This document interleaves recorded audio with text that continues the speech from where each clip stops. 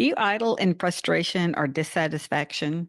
In this webinar, we're going to check the mental gauges on your dashboard. Do you idle in frustration or dissatisfaction and not realize it? In this conversation, we're going to check in and get a tune up on really seeing the habits of our mind and seeing how those habits can put a real wet blanket on our inspiration. And by noticing them and just seeing them for what they are, we can choose differently. I hope you enjoyed this. Thank you for coming. Our state of mind camouflages itself as the world and how the world operates. And we don't see it as something unique to me in the moment. I feel like I'm viewing the world when in reality it is a projection of my state of mind in any moment. Okay, so the title for today is, do you idle in frustration or dissatisfaction?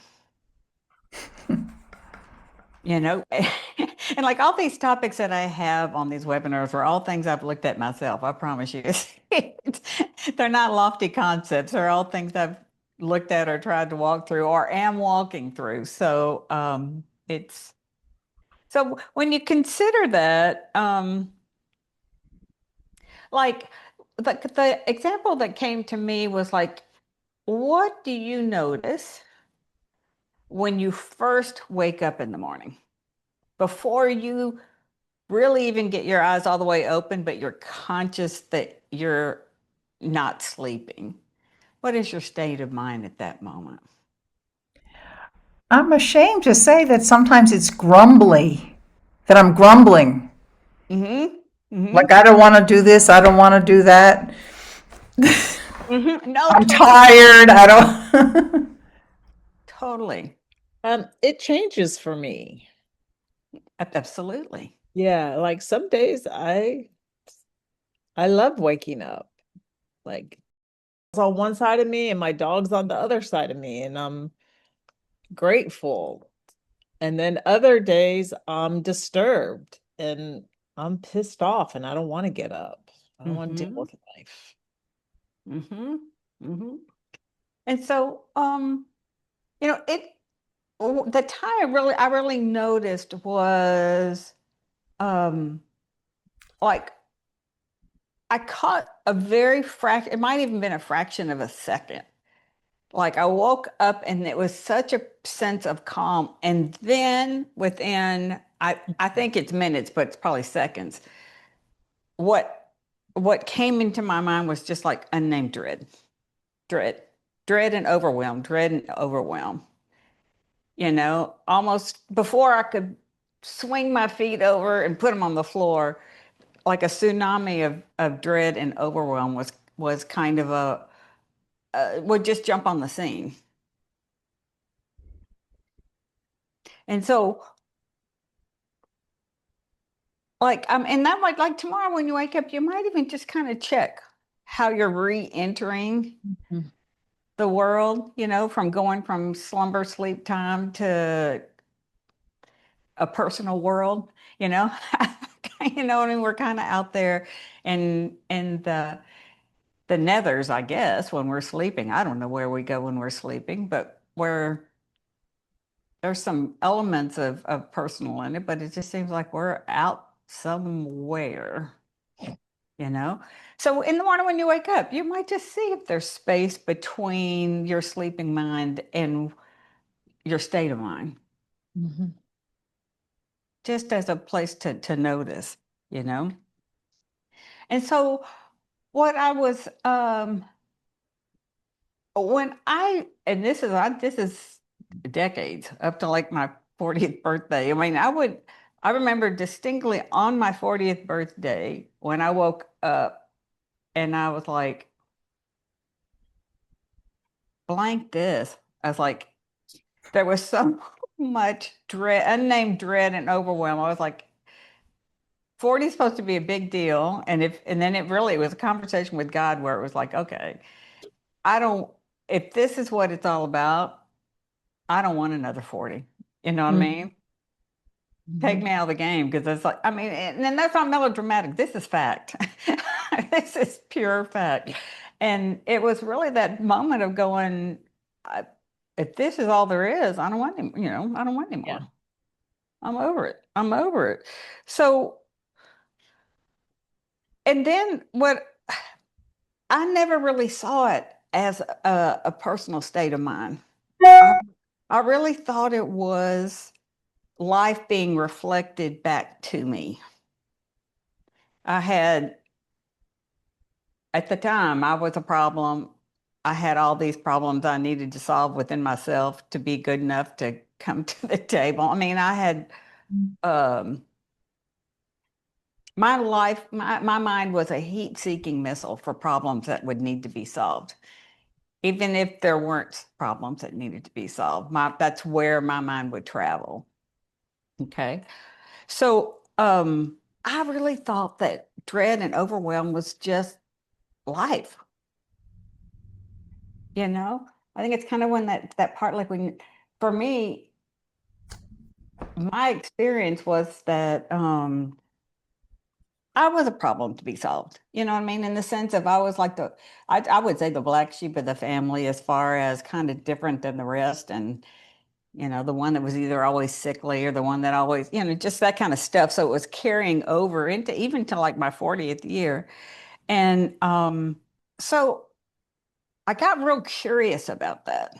I got real curious about that. And it wasn't a miracle and it was very gradual and it was very, I'll say very much a kind of a blossoming process of getting curious about why life felt the way it felt for me when it wasn't feeling that way for everybody, but it mm, was feeling that way for me. So I Mhm. got real curious about that. And what I started to notice was with other people weren't having that feeling and other people didn't live in the sense of it's all too much and too overwhelmed. I got real curious about that, about, well, why isn't it like that for them? Because, maybe at any particular moment, they had a whole lot more on their plate than what I had in the sense of, you Yeah. know, little kids running around and sick kids and sick parents. I mean, all that kind of stuff. So it wasn't circumstantial that the feeling of dread and overwhelm was living inside my head. I was from outside looks, I was sitting fat and sassy. So what's the big deal? What's the big deal? So I kind of just got curious about what else is there besides feeling dread and overwhelm. What else is there? What else is there? And so just from what I've said, does any of that, is it relatable, just kind of where your mind tells you you are and what life is about? yes, Excellent. totally, totally. The feeling of overwhelm, yes. And that maybe it doesn't have to be that way, but somehow that I experience that a lot. Hmm. And any other flavors? I mean, that was just my particular flavor. But if you kind of reflect any other kind of flavors that seemed, uh, I feel like there's a duality in me. uh-huh. Like part of me is like a child almost throwing a tantrum of like, this is not the way I want it to be. That's, a friend is dying or my husband's deteriorating. This is not the way I want it to be. So part of me is that. There's another part that is more, I don't know what, wise, maybe call it that, or stable, or whatever inside. But there's definitely more than one. Mhm. And so first, that tantrum is kind of like loud. Sure. Sure. It's not supposed to be this way. You know, Right, whatever it is, it's not supposed to be this way. right, right. Hmm. Thank you for that. Yes. For me, I can relate to everything both of y'all have said. For me, there's a lot like uh there's just a lot of resentment that I used to feel, and not so much anymore, but I used to feel like everything was my responsibility to make sure it happened right. Right. Mm, Oh, What yeah. that right is, right? Like, and it was a lot of Yeah. pressure I would put on myself. Yeah. Then I'd get pissed off at the people around me that just seem so happy and go lucky and not a care in the world. And I'm carrying all this, but nobody's making me. It's just a role that I know so well. And you know, it's something left over from childhood, I'm sure. And yeah, I mean, and it was screwed up a lot growing up. So I get these two things. Like, it was screwed up a lot. My needs weren't met, and I get it that my parents did the best they could, and they were so limited in their capacity, right? mm-hmm, So it's mm-hmm. like it's the old neural pathway that makes me think that I have to make sure it gets all done right, and I have to do it by myself, and I can't ask for help. But there's like a new neural pathway that I'm Mm.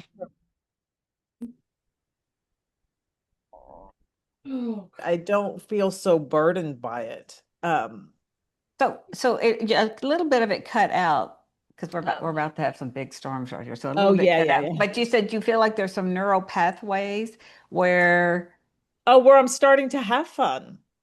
Yeah, yeah, where I'm starting to have fun, and my responsibilities aren't any less, but I correct, don't feel so burdened by them correct, all the time. I correct, mean, correct. sometimes I do it. That old stuff still comes back, but the Hmm. new stuff is the playful part of me is starting to come alive more, and that's a lot of fun.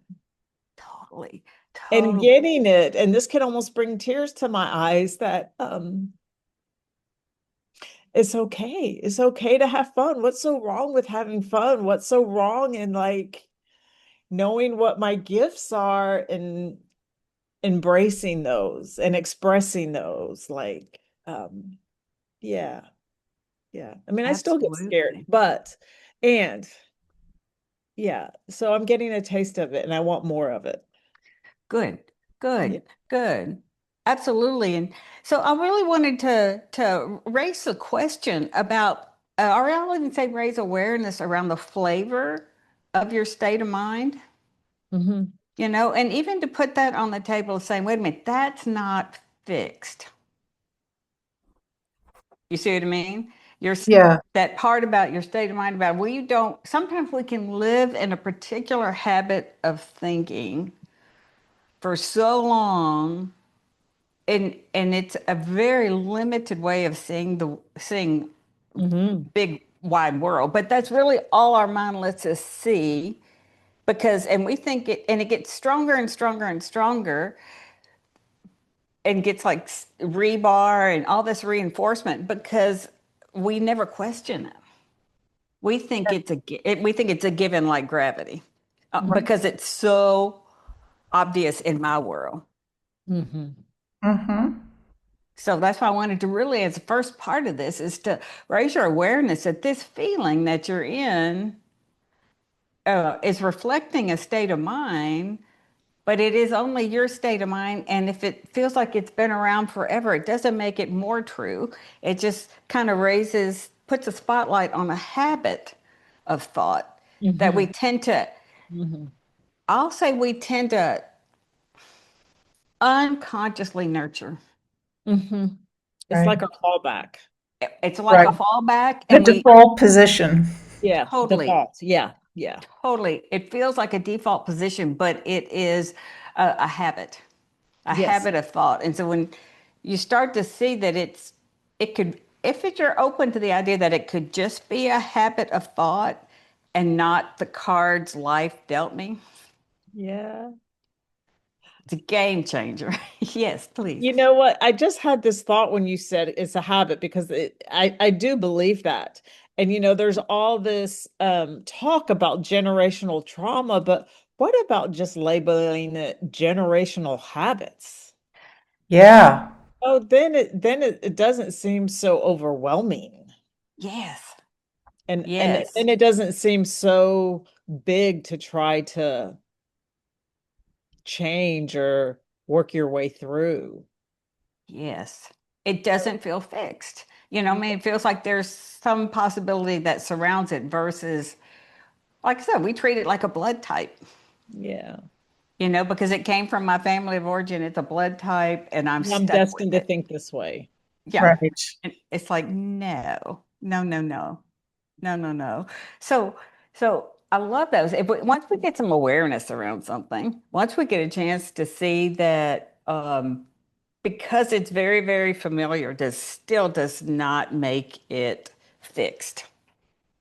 Okay. Because Sure, I don't understand what you're saying. Like, because Mhm. it's familiar, it doesn't make it fixed. When you say make it fixed, I don't know. I don't understand what you're saying.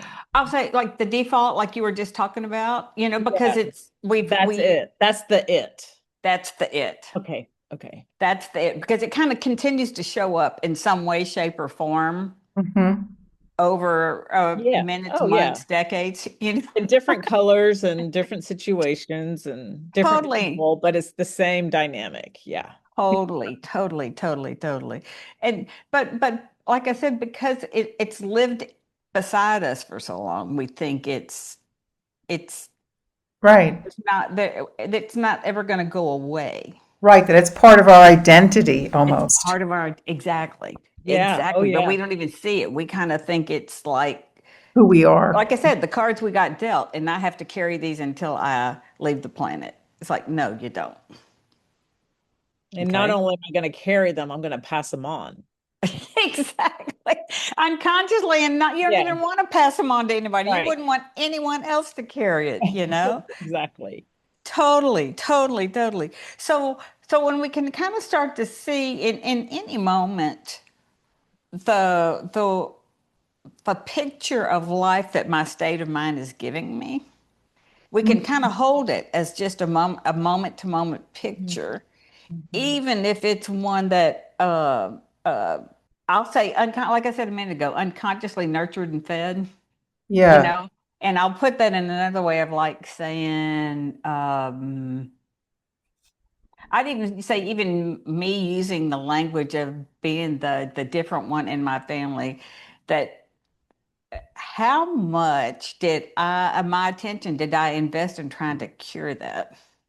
Yes. You know what I mean? So Or every time prove, or we prove it or prove something about or that. fix it or change it or convince people, whatever it was, so that's giving it a lot of energy. Yeah. that's giving it a whole lot of energy. In life. And a state of mind feeds on attention, Whoa. Mm-hmm. you know? So as long as we've carried this, and once I saw that my state, especially a problematic state of mind, if I feel good, it's not a problem. You know what I mean? It's when I have an undesirable feeling that I used to want to immediately give it a lot of attention to try to move it, shift it, change it, fix it, not have it. Oh, yeah. So I think it's that place about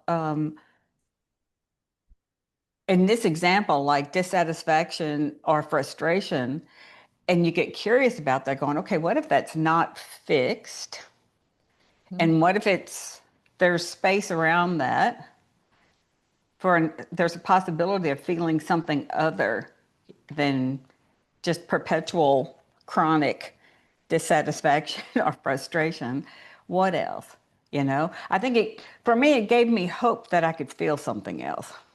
I felt hopeful, not in a hope, hope, hope, but it showed me possibility, I guess, that I could feel something else. And then when I saw that the more attention I gave it, the bigger it got in my life. Mhm. It that I was like, well, that's to the gardening example. It's like, wait a minute. If if I just feed weeds, I'm just going to grow weeds. If I'm going to nurture my garden, and if I'm just going to nurture the weeds, I'm just going to have weeds. Wow. Okay. So I started to see that, and I don't know, it's kind of like to me, it's very much like a flower blooming. Like it just, like I would wake up and I'd go, oh, wait a minute. Oh, what other experience could I nurture and feed? Hmm. Gratitude. Yeah. And even it's like even having that space of like, well, what other experience could I nurture and feed? What happened for me was I felt lighter. I didn't even have a specific. You know what? I don't know about y'all, but I didn't know I could feel better until I found myself feeling better. Yeah. Because if it's It not part of your experience, how do you know it exists? exactly. But that's why it's like to anytime we get some awareness around something, it can't stay fixed, you know? So yeah, just started feeling lighter and lighter. And so when I would wake up or when I would look around I would see that where my mind would kind of travel, it would Mhm. just go to those, and I'm like, I'm not Yeah. going to feed what I don't want. I don't Yeah. know what I want, and because I don't even know what's available. How dare I think I could feel good in life? Like I said, I sound like a pitiful pearl, but I'm telling you, this is all real life experience for You me. know, you brought up something, Cherie, that like our mind is gonna think, right? Yep, And it's gonna think the thoughts that we've pretty much thought our whole life. But correct, we can decide if we want to entertain the like I don't know that the thoughts will ever stop, but I can make a decision whether I want to entertain them or not. correct, Yeah. a And my hundred thoughts percent. don't define me, which for a long time I thought they did. No, you are not your thinking. We just Terrible person because I have these terrible thoughts, you know, and no, um uh yeah. no. It's Kind of kind like what of was talked earlier about being a. I think if we were of only two minds, it'd be much simpler. But we're of many minds. You know what I mean? And on top of this little bag of spirit or whatever we are, but we're of many minds. And what if we don't take them all so seriously as being part of my identity? You know what I mean? Of just making it about me. Whatever pops in our mind is such a wild card. yeah. It is. And then learning to be, it's okay with whatever pops in our mind. Like what pops in our mind doesn't define us. No, no, no. And that's kind of No. like what I like about that painting, you know, that we do with you. It's like whatever we want to put on that paper, it's okay. Totally. It's like you really allow all that exists to pass through you, Yeah. you know? All life or energy or whatever you want to call it, everything that's floating in this thing called consciousness, fragments of whatever, who the heck knows? Mhm. It has it's gonna it's energy. It's gonna just pass through it. It doesn't have to be personal,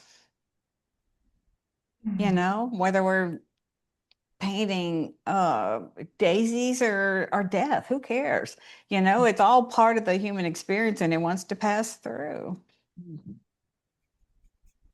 So when I was talking a minute ago about just noticing I would feel lighter and lighter, and then I started to understand that if I really started to see it's like I could value feeling better. And Uh, I noticed what would send me to the shitter, excuse my French. You Can know, you so repeat that, please? I think everybody's got I'll say like a palette of hot topics. And if I paint with that one, I noticed my state of well-being would drop dramatically. So I was like, wait a minute, I'm just staying out. I would back it up. I'd stay out of those topics. Why? Because they deteriorated my sense of well-being. And it didn't change a damn thing for me thinking into it, other than detrimental to my well-being. Well, and something that's familiar, right? Totally, totally. And I could find myself in it down the road, but every time I find myself in it, my intuition or inner wisdom would wake me up and go, come back, get out of that. I love that phrase. There's no return on investment. It's like we don't buy stocks where we know we're not going to get any return on investment. So I even like putting it in financial terms. So it's like, I'm not going to buy junk stock. I'm not going to invest in junk stocks that's going to pay no dividend at all. So those topics, which you can notice, those topics of thinking I'm overwhelmed or thinking it's all too much. It's like, no, that really is just a picture my state of mind is painting. And I don't need to give it my attention. If I come back just to the here and the now, the here and the right now. And then what I thought, like I said, when it kept feeling lighter and lighter and lighter, I saw that I was not previously I was disempowered by my state of mind. I felt victimized by where my mind would go because it would take me to the hell realms. And then when I saw that I had an element of uh, choice about what I thought into, doesn't mean it goes away. Just exactly like you said, it'll same old topics will circle around forever. Who the heck knows? But I'm not trapped inside them. I can kind of see it, and then I can shift to this moment, be in this moment. Cherie, Yes. there's something that's kind of come up for me, and it's something that I'm kind of working on a little bit in my life right now. And like when you're talking about kind of making that shift, there's this whole concept of unworthiness slash worthiness that I have like this big self-sabotage thing at times. Like every day I have to say a little thing like, please help me get out of my own way and stay out of my own way, right? Mm-hmm. Like, so when I start to feel lighter and start having fun, Mm-hmm. then it's like to address my worthiness to be able to allow that into my life, like really on a visceral level, not just on a superficial level, but really like get it in my cells. And Mm-hmm. and that doesn't come without some grief work, like there's some tears in that, but those tears are worth crying because I do know what's on the other side of that, if that Yep. makes sense. Yeah. Yep. Yep. That relates to something you said just a few minutes ago about how dare I feel I can feel good in life. Yeah, yeah. That somehow there's underlying it, there's a feeling like it's not safe almost to feel good in life, that I'm not allowed to have that. Maybe my mother didn't have it, or, there's something in the relationship that kind of helped create that dynamic. Totally, totally. I think even too, like, there is enough, um,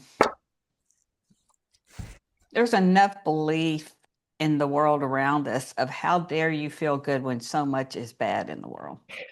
Bad. Yeah, I'm not, and and I'll even say that I think too, if you've been raised around people that are persistently in low moods, that's a prevalent Oh, question yeah. that comes up. Like, Right. Yeah. oh, how will I connect with them if I don't connect with them through their sadness or through their low mood? It's like, who am I to hold a bigger or hold a different vision? I'm not making it better or worse. I'm just saying to hold what feels best for me For when they're me. feeling Yeah. right. When they're feeling what they're feeling is like, I think that's a kind of a glorified description of codependency, but it's like, wait a minute, they're in charge of their experience, and I'm responsible for mine. And Yes. And I think taking responsibility for your experience is empowering. It's not a Mhm. burden. Yeah. You know, when you really say, I'm taking this on, Ooh. I'm taking this on, that my experience in life is my responsibility. And then you have to let go of a false identity, really, A because lot of it. yeah, Yes. because Yeah. like for me, it's like caretaking other people is part of how I get a sense of my self-worth. Sure. And I get that and I do that to my detriment at times. And so I'm trying to step back from that, but boy, it sneaks up. But Hmm. but and when I step back, it's like, okay, well, what is there now? Yeah. What else is Right. Yeah, there for me? That's my line. What else is there for me? yeah. Mm.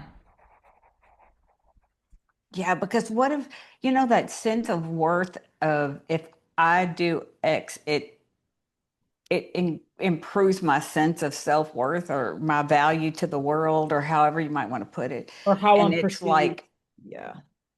and I think, but it's like, okay, if we were of only two minds, an egoic mind and a love mind of wholeness, which one do we want to feed? And of course, the egoic mind's going to think I have to work at it. Yeah.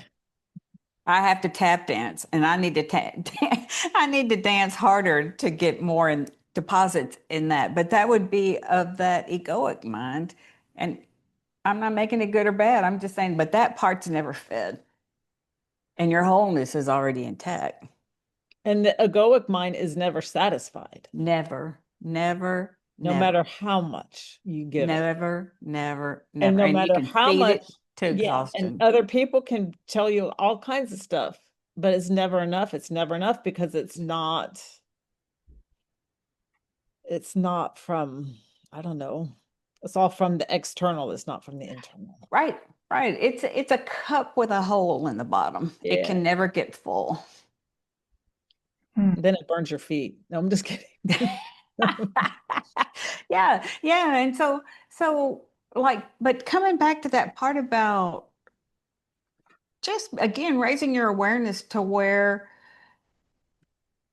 you've innocently, I say innocently, and unconsciously think it's a circumstance or another human being that is determining your experience. Mhm. It's like, take your power back and go, uh. Mm-mm. You don't want your well being or your happiness or your sense of well being to be attached to anything outside of you. And it won't be. I mean, you just like we said, we could feed that that part of us that has a hole in the bottom of the cup. And I can promise you, if they all showed up the way we needed them to be to show up, and it showed up the way I needed it to show up, just like you said, the gratification would last Mm-mm. probably as long as it takes to put a period on the end of a sentence, and it's going to change the menu. It's going to have other requirements for you to be okay. But it's interesting. It opens a lot of doors when you start, if you catch yourself blaming or thinking that is dictating something to me, you don't need to do anything with it. Just noticing, going, gosh, I didn't even realize I was pointing the finger at that, or I was pointing the finger at them. It's a awakening. It's really an awakening of going, oh no, I just had a misunderstanding that they had a role in this or it had a role in this. No, no, And it's all no. it's a gift, right? Like and it's like you say, Cherie, it's all for us. Yes, Yeah. yes. I like that. I remind myself of that a lot when I'm in a situation that feels overwhelming or challenging. It's Hmm. like, this is for me, Hmm. and how can I arrange my thinking where I get it that this is for me? I think too, I was speaking with someone this morning, and they brought up the topic of soulmates, Mm. and I was like, you know, that whole Harlequin romance definition of soulmates is where you sync up, yoke up, simpatico, nirvana. I was like, I in reflection, I think if you're lucky enough to live long enough, I really see that soulmates are, yes, that, and some of the people that have been put in my path that caused me the greatest challenge, Challenge. Yeah. because it really did force me to grow. Mhm. you Mhm. know it was enough friction and enough pain and enough discomfort to say, wait a minute. And so really it's like that I find that absolutely fascinating, that I can look at those individuals now with, not that I'd ever wanted to relive it, but on some super high altitude, that they that I have gratitude for them, because for where they forced me to look. And what I looked at was how much misunderstanding I had about who I was, whether I was the problem or the whatever, how much misunderstanding I had about. I I can relate to that. And then there's still the egoic part of me that Mhm. wants to be pissed off at them. Totally, totally. But which one you want to feed? Yeah, yeah, yeah, exactly. It's more like, and that part doesn't have to go away. It's like, yeah, sit over there and be mad. I'm with you, but I'm gonna stay over here. But I'm gonna watch you be mad, and I'm for it. But there's a part of Yeah. me that's like, yeah, but no. I know it's only gonna, if I linger in that vinegar, it's all gonna Yeah. taste bitter. Yes. So I just wanted to really put that out there about, you'll start to appreciate feeling lighter. You'll start to appreciate, and it won't be from a technique, you'll just not feeding what you don't want, not giving attention to what you don't want, is it can just change so much inside us, because then we're kind of forced to see something else versus just lay down in those tracks of habit of thought. Everything I see about the world is of my creation. No. My interpretation of it is my creation, conscious or not conscious. Other than gravity, gravity works the same for everybody. I love that reminder. It's like, oh, it's not, didn't work like gravity. It's not the same for everybody. That's a kind of a benchmark for me. So any thoughts or anything that come up, and where you might be idling, if you want to shift from where you're idling? What do you mean if you want to? I mean, just waking up to where you might be idling and seeing that Right, that's all it is a. right. Yeah, so I think this has really been a valuable discussion. I mean, this is so important because I think I've been idling in it's not the way I want it to be. And that's maybe the first thing is just seeing that and just, okay, that's what you're doing, Mm-hmm. but it doesn't have to be so fixed, so much energy there. Yes. Yes. Are dependent. Our mind really, that part of our mind convinces us it needs to be different for me to feel better. Hmm. It's so convincing. It's so convincing. And it's like, but this is, I think it's kind of a track. I can either wake up with a track of none of this is the way I want it. Now, which puts you on a track to never have it the way you want it, or never being happy with the way it is, whatever it is, however life's presenting. Who the heck knows? We don't know what's happening in the next 30 seconds, much less. But but can you see, it's kind of a very poisonous route Absolutely. Absolutely. because life's presenting something. I mean, well, we're interpreting what life is presenting. We're always interpreting what life is presenting. And if we interpret it like this isn't the way I want it, and we feed that, we can't see anything else. It blinds us to anything else. So what I hear you saying, Cherie, is it's about acceptance. Like that life is as it is, Yes. and we are as we are. But that acceptance, I don't know if I'm making any sense. It doesn't really mean anything. Like, because if we accept ourselves as we are, our ego as it is, the spiritual nature of us as we are, then it's all okay. Because it is what it is. Like, I don't know if that makes any sense, Makes but perfect sense to me. It makes perfect sense to me. like, I have a hard time accepting the egoic part of me, the human part of Mm, me, mm. that likes material things and human things. And I feel like I'm supposed to pick between the material world and the spiritual world. And I get all confused. And then it's like, no, well, no. If I want Yeah. to have 16 pairs of the same shoes, then don't beat myself up. It is what it is, right? And then if I don't beat myself up, then it takes the power away from it. Does that make sense? Perfect sense. But if you really look at the nature of who we are, we're both of this world and of somewhere else too. Yeah. We just are. It We just don't know gets what's confusing. beating our heart. Yeah. Or when life leaves the body, we're not in control of that. So there's something. Mhm.